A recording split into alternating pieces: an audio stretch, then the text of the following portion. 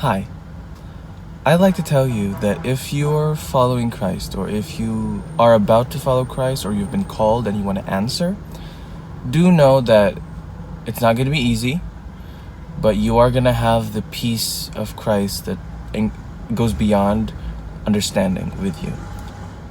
And here's the thing, you are going to receive pushback. This is a big reason why a lot of what Christ had done in the first parts of his ministry, 3-year ministry, was to tell people who he did miracles for not to tell others, because a lot of the times people didn't understand yet.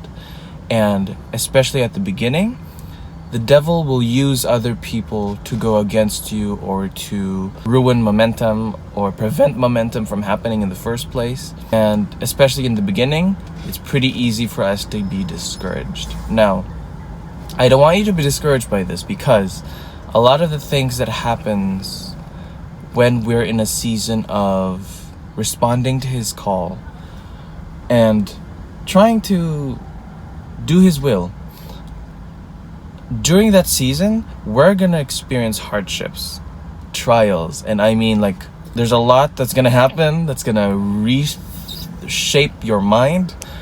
And I offer this analogy to hopefully encourage you. In agriculture, specifically in mango farming, I don't necessarily agree with this, but this is the practice, this is the conventional practice nowadays.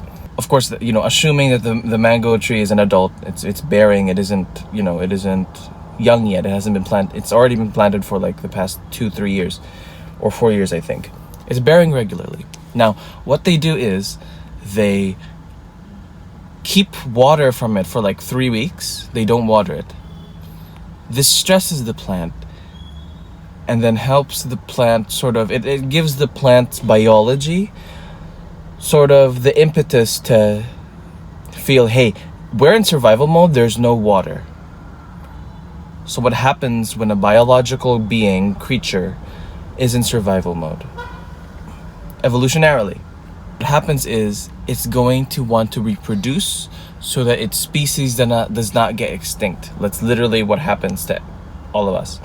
Now, what the farmers do is, after the 3 weeks of drought, basically, of manufactured drought, they pour water. And I mean, like, they really water the plant. They really water the tree, sorry. What happens? The tree flowers. It's sort of like a forced flowering. And it bears fruit. I mean, it can bear fruit after that. How does that connect to us? When we're in a season of responding to God's call, when we're in a season of hardships and trials, but we're still pushing to do God's will, what happens is God may restrict water from us, restrict blessings. I have talked about this in a previous video, so that we can learn to love him for who he is and not what he gives. But also, in terms of the analogy with the mangoes, or the mango tree, he may be restricting water so that once he waters us, he'll water us fully, and so that we may bear great fruits. Now, that's just an imperfect analogy. I don't agree with that practice with the mango trees.